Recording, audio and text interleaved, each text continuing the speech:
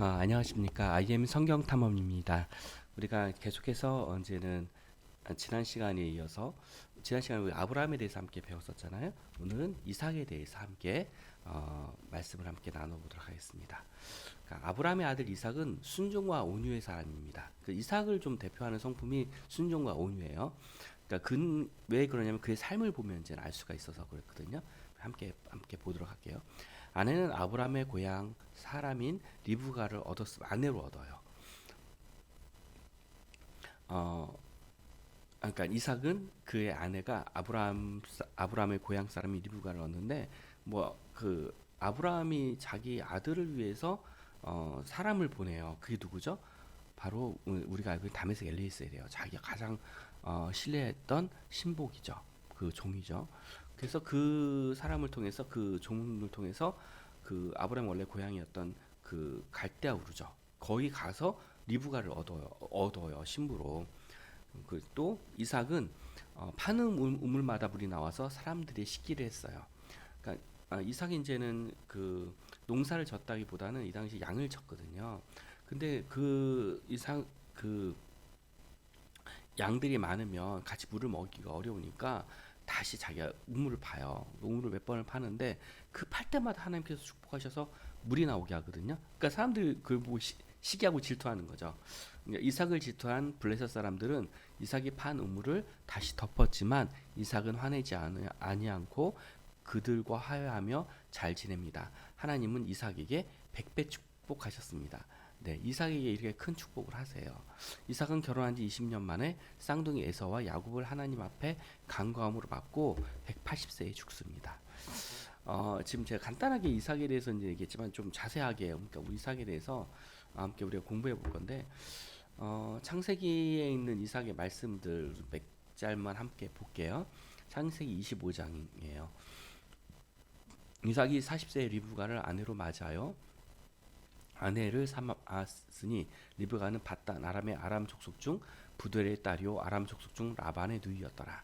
이삭의 그의 아내가 임신하지 못하므로 그를 위하여 하나님께 간구하매 하나님께서 그의 간구를 들으셨으므로 그의 아내 리브가가 임신하였더니 먼저 나온 저는 붉고 전신이 터록 같아서 이름을 에서라 하고 후에 나온 아우는 손에서 에서의 발꿈치를 잡았으므로 그 이름을 야곱이라 하였으며 리브가가 그들을 낳을 때에 이삭이 60세였더라. 그러니까 이삭이 60세에 지금 쌍둥이를 얻은 거예요. 아멘. 자, 창세기 25장 말고 26장을 한번 읽어볼게요. 이삭이 그 땅에서 농사하여 그 해 100배나 얻었고 여호와께서 복을 주심으로 그 사람이 창대하고 왕성하여 마침내 거부가 되어 양과 염소가 떼를 이루고 종이 심이 많으므로 블레셋 사람이 시기하여 그 아버지 아브라함 때 그 아버지의 종들이 판 모든 우물을 막고 흙으로 메웠더라.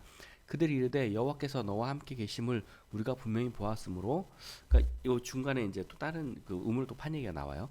그들이 이르되 여호와께서 너와 함께 계심을 우리가 분명히 보았으므로 우리 사이에 곧 우리와 너 사이에 맹세하여 너와 계약을 맺으리라 말하였노라. 29절에 너는 우리를 해하지 말라. 이는 우리가 너를 범하지 아니하고 선한 일만 내게 행하여 내게 평안히 가게 하였음이라. 이제 너는 여호와께 복을 받은 자니라. 아멘. 이렇게 지금 누가 얘기하는 거예요? 여기 블레셋 사람들이 이렇게 28절 29절은 블레셋 사람들이 이삭과 함께 계약을 맺으면서 이렇게 얘기를 한 거예요. 너는 여호와께 복을 받은 자야. 이렇게 지금 얘기하고 있는 거거든요.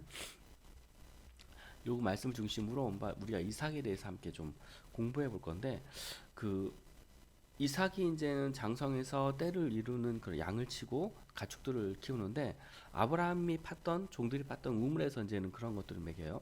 근데 이제는 이 우물이 그 아까 블레셋 애들이 물을 막아요. 그러니까 어떻게 하냐면 우물을 파요. 근데 그 우물이 몇 개냐면 네 개나 돼요. 에색, 신나, 르봇, 세바, 브엘세바라고 하는데 세바 이 그러니까는 이 우물을 파는데 사실 우물을 판다고 해서 땅에서 물 판다고 해서 금방 물이 나오는 건 아니에요. 사실은 이게 뭐 그 우물을 파보시는 분 알겠지만 꽤 깊이 봐야 돼요. 그러니까 파는 일이 쉽지 않은데 이삭은 몇 번이나 우물을 파는 그런 힘든 일을 감수하면서 이 브레스 사람과 싸우려고 하지 않았어요. 에색에서도 그렇고 신라도 그렇고 로봇도 그렇고. 그래서 이 굉장히 온유했던 인물이에요. 그러니까 다투지 않으려고 하고 잘 양보하고. 물론 그렇다고 해서 이삭이 화가 안 났을까요? 화는 났을 것 같아요. 저라도 뭐 누구라도 화가 나죠. 어떻게 어? 그 사람이 이삭이 축복을 받는 걸 주변에서 보잖아요. 그걸 시기했던 거예요, 사실은. 이삭이 뭐 잘못하기보다는 시기해서 또 가서 또 파면 또 자기 뺏고 또 한 번 파면 뺏고 결국 르호봇에 가서 축복을 얻죠.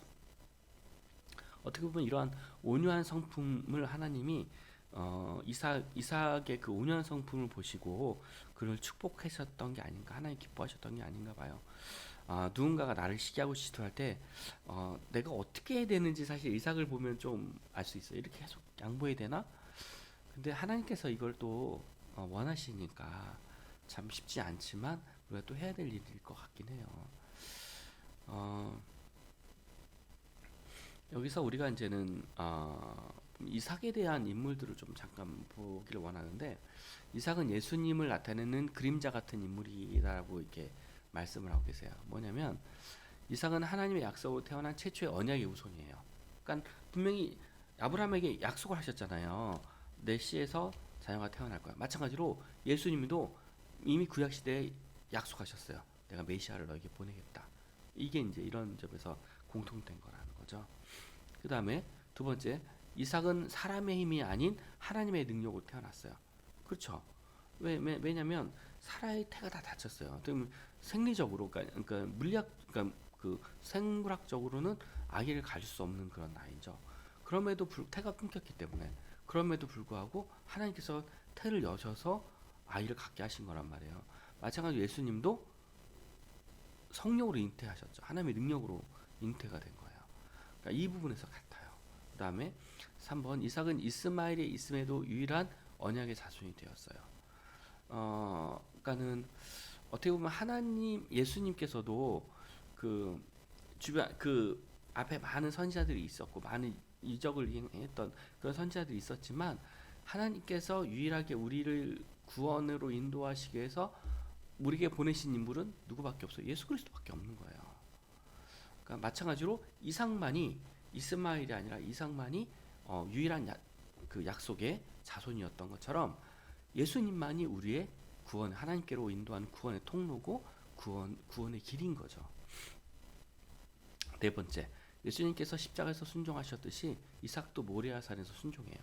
뭐냐면 우리가 이거를 좀 함께 보려고 하는데, 예수님께서 십자가에서 사실 그렇게 고난을 받지 않으실 수도 있어요. 왜냐면 예수님도 신이시니까.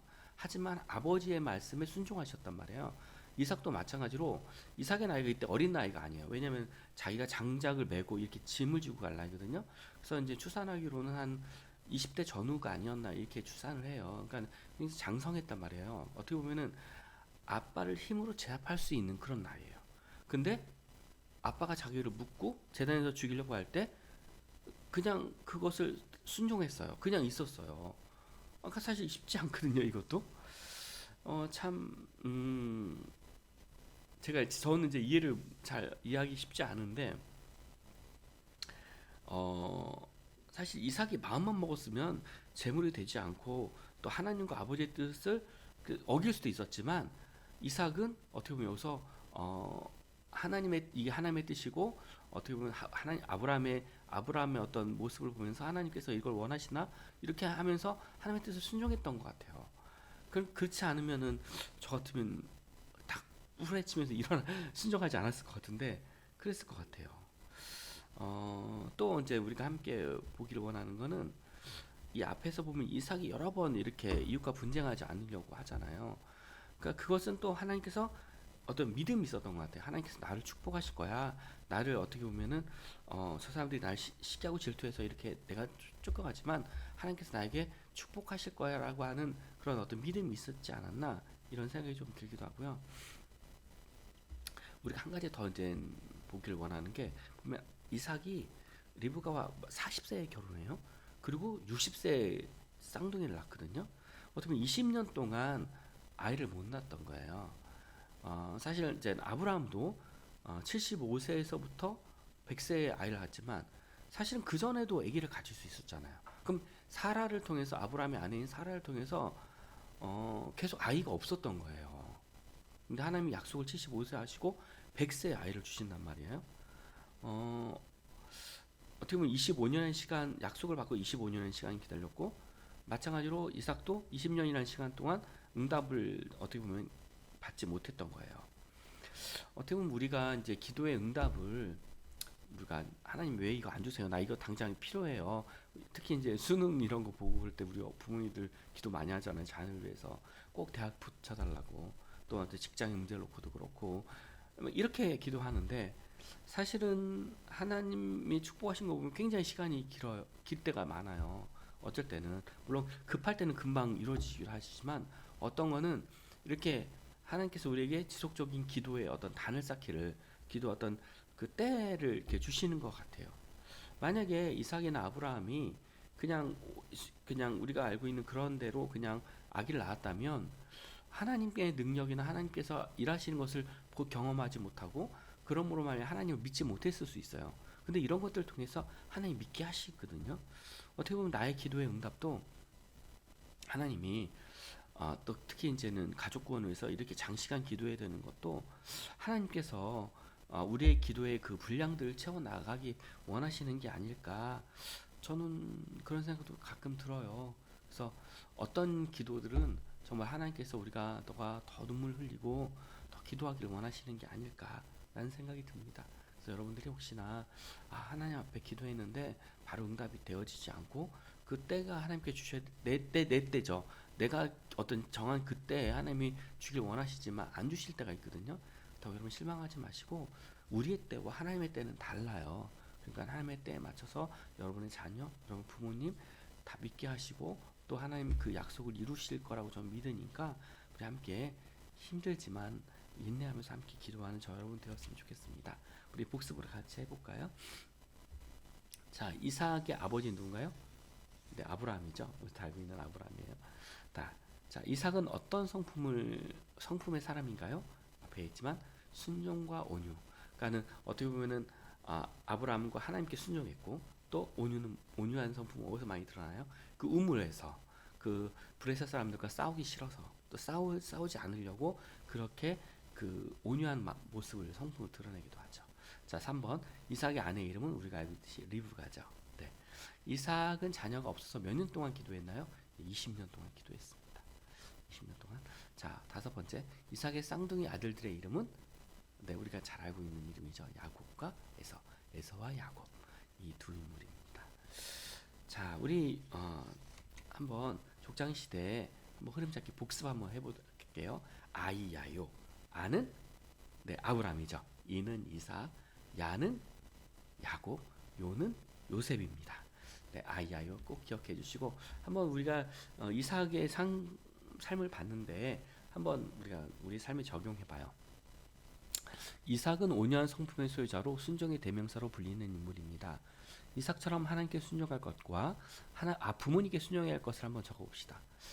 사실 저도 순종하고 싶은 부분들이 있어요. 그래서 이제는 저도 좀 이웃과 다투는 거, 또 서로 생각이 다르고 서로 이렇게 부딪힘이 있을 때 하나님께 저도 이제는 좀 그런 다툼이 없기를 하나님께 기도하는데, 저도 막 혈기가 나고 막 그러다 보니까 때로는 그 다툴 때가 있고, 또 마음이 서로 상하게 할 때가 있는 것 같아요.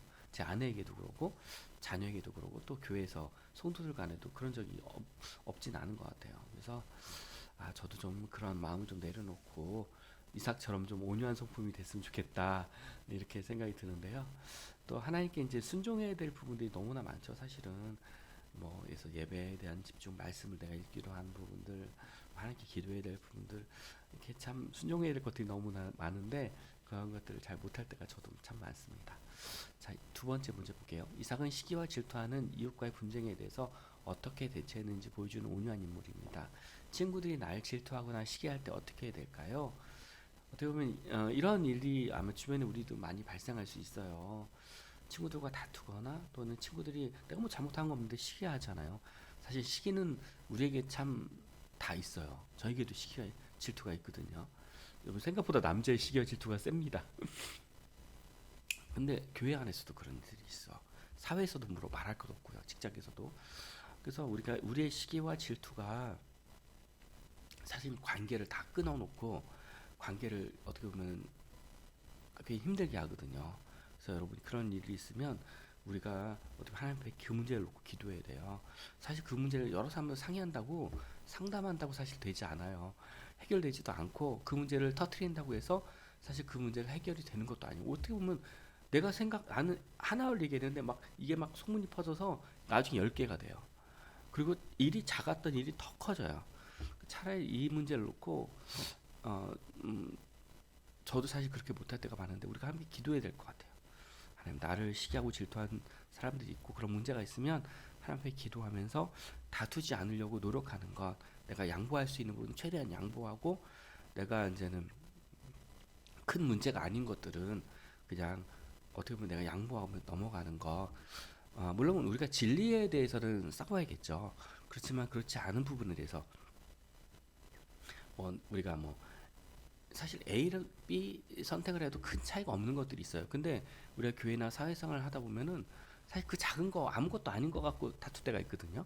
정말 본질적인 것을 다투는 게 아니라 정말 중요한 것을 다투는 게 아니라 정말 별거 아닌 것 같다. 나중에 보면 별거 아닌 것 같고 다투는 경우가 있거든요.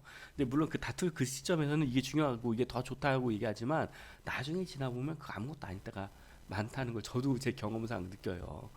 근데 우리가 그러한 부분에 있어서 하나님 앞에 나에게 온유한 마음 달라고 내가 거기서 좀 이렇게 내 마음을 다스리게 해달라고 함께 기도하는 저와 여러분 되었으면 좋겠습니다. 우리 함께 이 시간 기도하고 마칠게요. 하나님 감사함을 드립니다. 오늘 이삭을 통해서 하나님께 순종하고 또 이웃과의 어떤 다툼 가운데 온유했던 이삭의 모습을 바라봅니다. 하나님 우리에게도 그런 마음 주시길 원합니다. 이삭처럼 하나님과 부모님께 순종하는 마음 또 하나님 우리가 이웃과의 다툼이 있고 분쟁이 있을 때 그것을 참으로 우리가 이겨내가고 우리의 손해를 감수하면서 이웃과 다투지 않으려고 노력하고 또한 그 문제를 놓고 주 앞에 기도하는 또한 그것에 있어서 우리의 입술을 또 우리가 지켜낼 수 있도록 하나님 우리의 마음을 주장해 주시길 원합니다. 우리 함께 하시는 시청자들 우리 친구들 위해 함께 하시고 한 주간도 주님 지켜주세요. 주님께서 함께 해주시길 원하며 예수님의 이름으로 기도드렸습니다. 아멘. 네, 우리 또 다음 시간에 뵙도록 하겠습니다. 감사합니다.